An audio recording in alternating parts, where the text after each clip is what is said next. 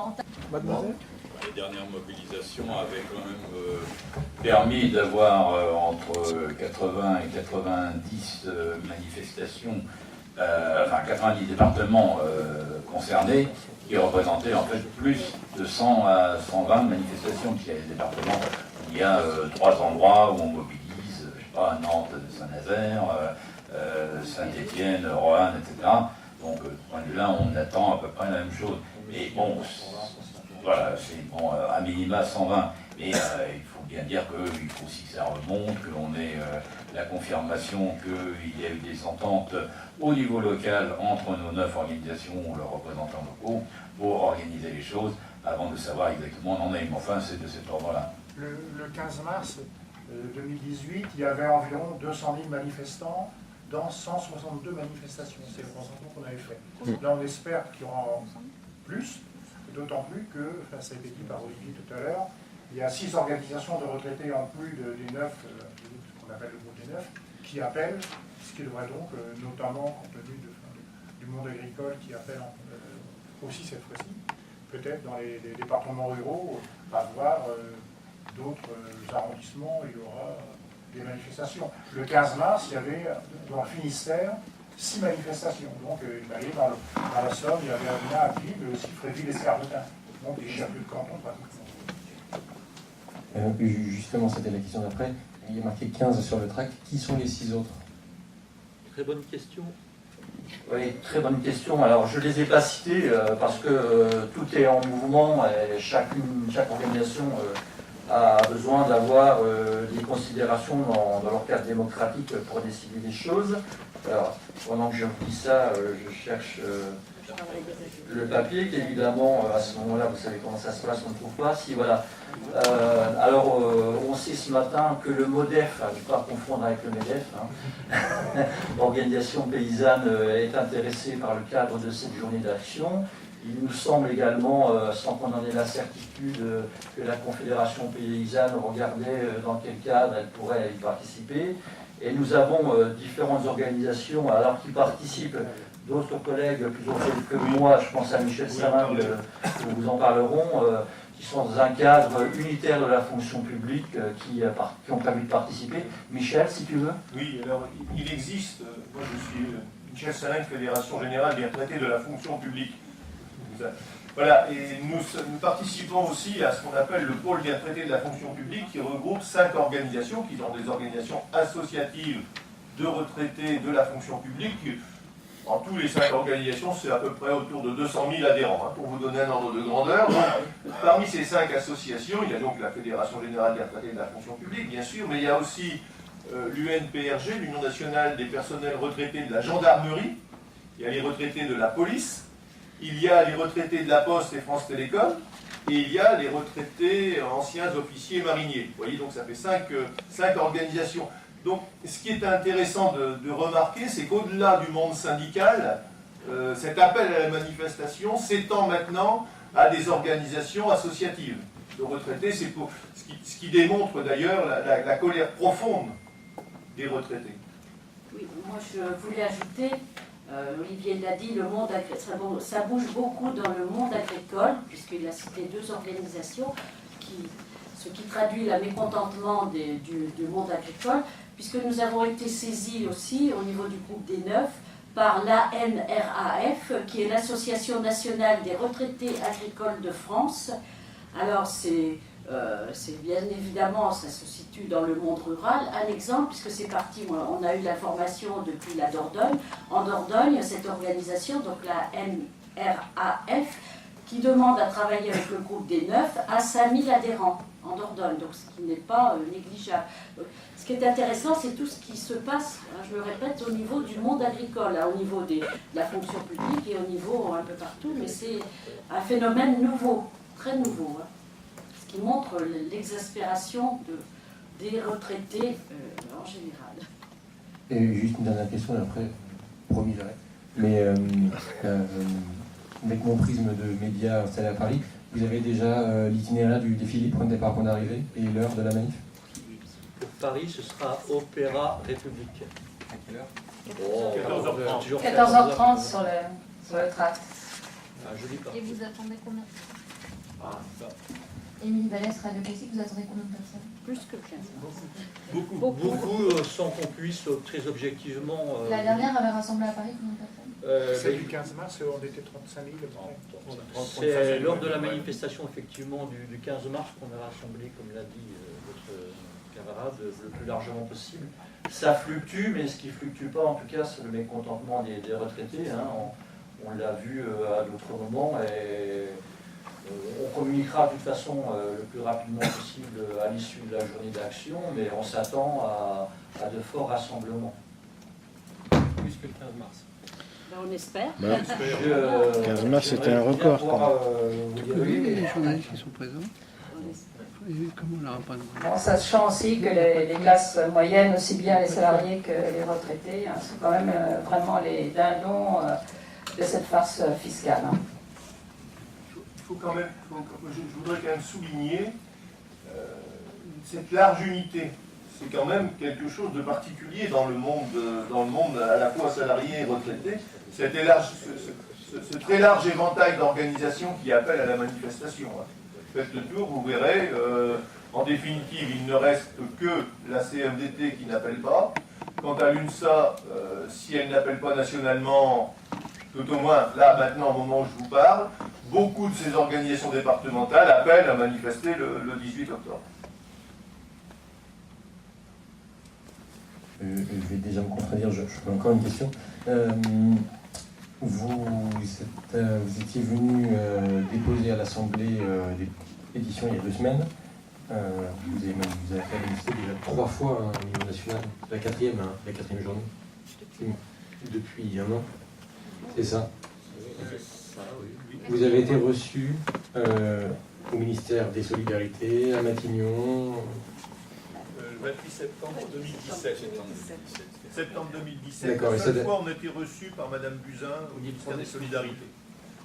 Quant aux élus LREM, eh ben, nationalement, on n'en a toujours pas rencontré un seul.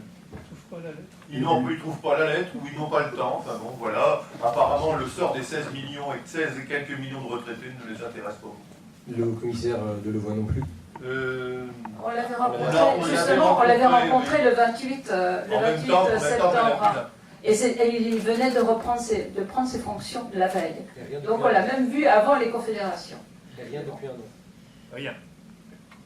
Justement, est-ce que c'est une de vos revendications? Est-ce que vous demandez à être reçu par un ministre, des députés? Qu'est-ce que vous demandez au niveau politique? Oui, comme on a pris l'habitude de le dire maintenant depuis 4 ans, hein, on va finir par bégayer, mais bon, on est constant dans l'effort, pas de problème. Je rappelle souvent un chiffre, notre pays compte 24% de retraités.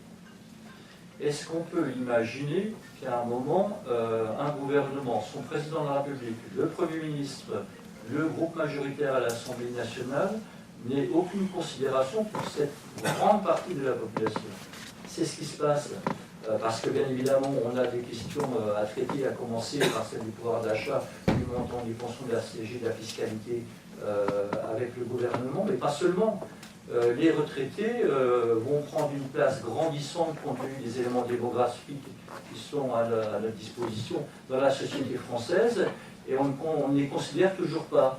Je crains que si les choses continuent, on ait des réveils douloureux parce qu'il y a besoin d'adapter la société au vieillissement de la population sur tout un tas d'aspects, en termes d'offres de santé, en termes de services publics, de politique des transports, de politique culturelle, tout un tas de choses.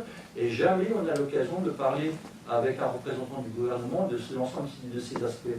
Il nous manque cruellement un interlocuteur viable, valable. Nous estimons d'ailleurs ne pas avoir véritablement un ministre tutelle. On nous désigne Madame Buzyn.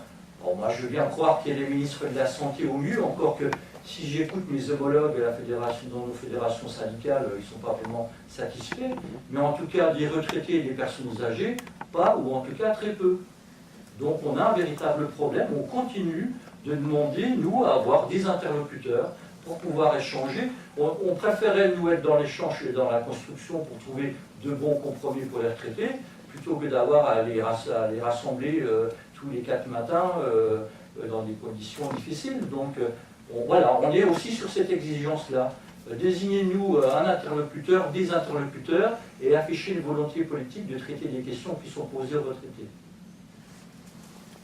Il y a le renouvellement ministériel, hein, donc... oui, donc c'est un appel qu'on lance. C'est peut-être ça d'ailleurs qui sont... En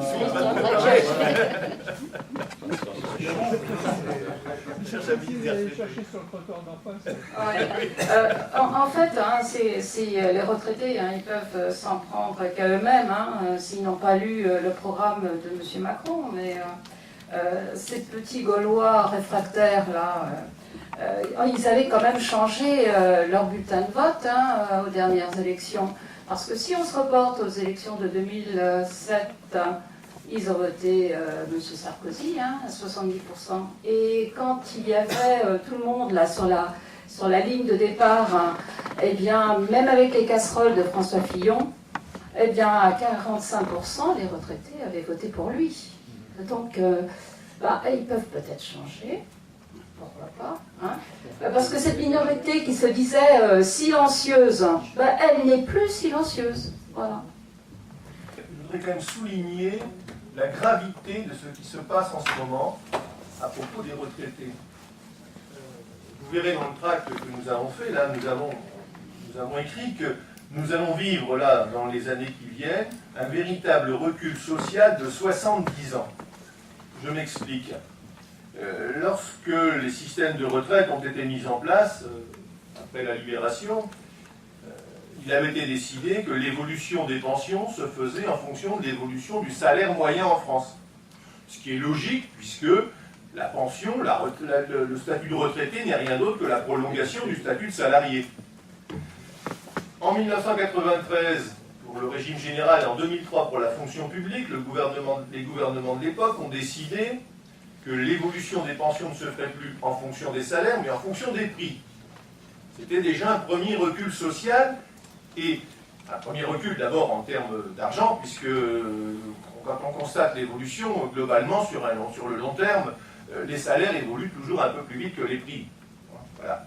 Mais c'était déjà un recul symbolique. C'est-à-dire c'était nier le lien qui existait entre le statut du salarié et le statut du retraité. Mais il y avait au moins une règle. Or là, aux dernières déclarations du Premier ministre, le 26 août au JDD, et puis quand on regarde le projet de loi de financement de la sécurité sociale, aujourd'hui, il n'existe plus de règles du tout.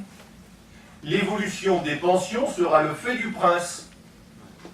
Il n'y a plus rien, il n'y a rien d'ailleurs, puisque le projet de loi de financement de la sécurité sociale propose que les pensions évoluent de 0,3% en 2019 et de 0,3% en 2020, alors qu'on sait pertinemment que l'inflation dans ces années-là se situera autour de 1,6 ou 1,7. Donc, on inscrit de fait un recul manifeste du pouvoir d'achat des retraités. Et ce recul sur les 3 ans, il va représenter entre 6 et 7%. Le pouvoir d'achat des retraités va baisser de 6 à 7% définitivement. Ça représente quoi? Ça représente chaque année la perte de plus d'un demi-mois de pension. Faites les calculs, c'est considérable. Et avec aucune perspective de récupération un jour ou l'autre, à la vitesse auquel vont les choses. Donc voilà, moi je crois que je voulais insister sur cette question, d'abord en termes de pouvoir d'achat, mais surtout en termes de reconnaissance du statut du retraité dans la société.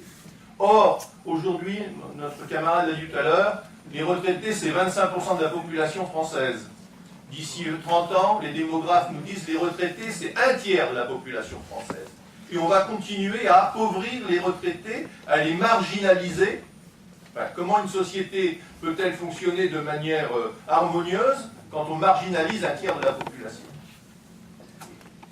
Moi, je voulais donner un complément, puisque nous sommes représentés, alors de façon très modeste, et trop modeste au Conseil de l'âge, puisqu'il y a un droit sur 88 membres, nous sommes 9 organisations syndicales et associations, donc il y a un peu la proportion. Et donc là, en ce moment, nous travaillons sur la prise en charge des personnes âgées en perte d'autonomie à l'horizon 2030. Et dans le document, il y a une référence au travail du corps, Conseil d'orientation des retraites et rapport annuel du Conseil d'orientation des retraites. Alors, 3 lignes, hein, très rapide. En 2016, la pension de retraite nette moyenne des retraités résidant en France, nette, hein, pensionnaire, était de 1512 € par mois. Voilà, rapport annuel du corps 2018. Selon les projections du corps, elle sera de 1584 € par mois en 2030, en euros constants, soit une augmentation annuelle moyenne de 0,33% entre 2016 et 2030. Et le corps, et c'est le Conseil d'orientation des retraites, effectivement annonce la paupérisation des retraités, ce qui a été illustré. Donc là, ça veut dire que les 0,3% qui ont été décidés de façon arbitraire par le gouvernement risquent fort de se reproduire, hein, parce que maintenant, apparemment, il n'y a plus de règles. Et ce qui est gravissime, et d'où le 18, parce que le 18, c'est aussi la date, c'est au moment où l'Assemblée nationale va commencer à travailler sur le projet de loi de financement de la sécurité sociale, lequel projet de loi de financement de la sécurité sociale va effectivement entériner dans le texte de loi les 0,3%. Et ça, je ne reviens pas sur ce qui a été dit, c'est gravissime pour nous, parce qu'il n'y a plus de règles.